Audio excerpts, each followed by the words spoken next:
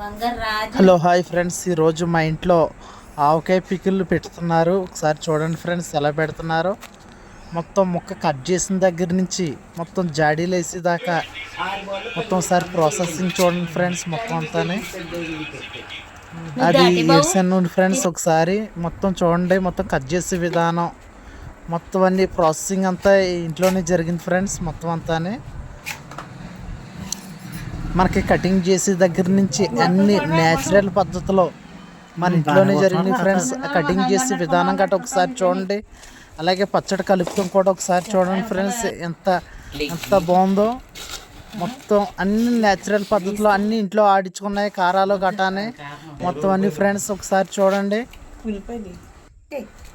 ఒకసారి ఆ ఆవపిండి ఇవన్నీ కారం ఇవన్నీ కొలతలతో అన్నీ చాలా చక్కగా చూపించారు.